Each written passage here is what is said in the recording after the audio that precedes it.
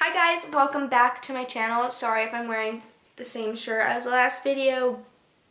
I'm not sorry. But I'm filming 2 videos in one day because why not? And sorry for different background, like I said in my previous videos.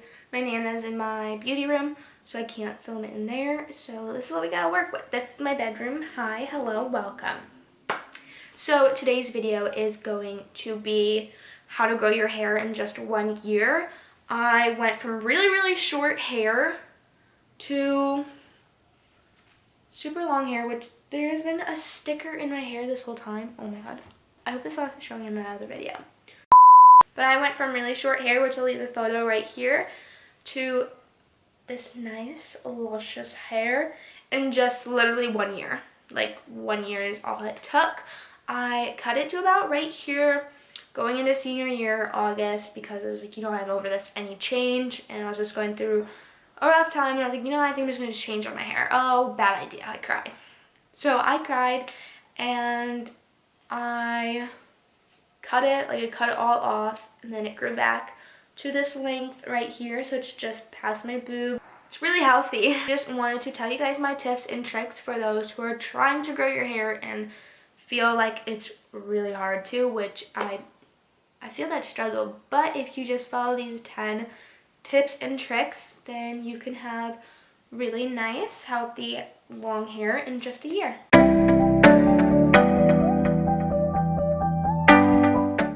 My number 1 tip is to get a good shampoo and conditioner. I use Matrix Biolage because it has really low pH, and I'll leave a photo up here for you guys. But you want to get a shampoo and a conditioner that has a low pH. When it has a low pH, it's not going to strip your hair color if you get it colored, and it's not going to basically crisp your ends off. pH is obviously a chemical, and when it's too high, it burns. So you want to find a good shampoo that says on the bottle somewhere or in the ingredients that it has a low pH, because that's key to growing your hair, because you're not putting harsh chemicals that are going to burn your hair and make them not healthy. So I use Matrix Biolage for that. Number 2 is to not always color your hair. Obviously I do color my hair once in a while. I always go black, but I'm letting it grow out because I actually really like this brown, this like light brown color that's peeking through. But don't constantly color your hair, and if you want to color your hair, do not do box. Don't do that. That is so bad for your hair. It will dry your hair out. I used to do box before I did it professionally, and my hair wasn't growing. And then I started doing it professionally because they use better stuff than the box stuff. The box stuff has so much harsh chemicals rather than when you get it done professionally by a hairstylist.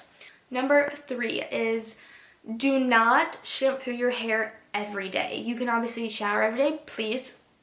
We don't want smelly people around here, but don't shampoo your hair every day. It's really good to condition every day because you're moisturizing your hair and getting those dead ends nice and moisturized so they're not dry. But shampoo will strips all the oils out of your hair. So when you have really greasy hair, you're going to use shampoo to obviously strip it so it's not greasy. But doing that every day is bad for your hair because your hair needs those nutrients and those oils that it produces to help it grow. But you don't want too much of it. So what I do is, starting today, I shampooed my hair, and I only do it from the top of my head to about halfway. I don't take it down here because when I wash it out, it will all fall down my hair and get the shampoo. So I shampooed my hair today, so I will go tomorrow with just conditioning it, and then maybe the next day, depending on how greasy my hair is, then I either will shampoo it or not. It just depends, but you shouldn't do it every day because it will strip the oils. Number 4, when you apply conditioner, apply it to half of your head and down. Do not put it on the top of your head because you will get really greasy hair, and you're going to want to shampoo your hair every day, which goes back to tip number 3.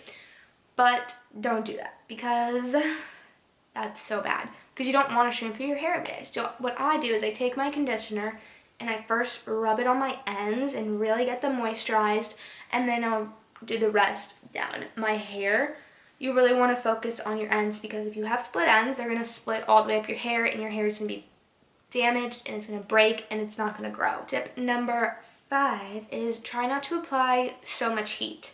I actually just blow dry my hair today. I didn't really touch it with any straighteners or curlers. I just blow dry it because my hair is really frizzy and curly.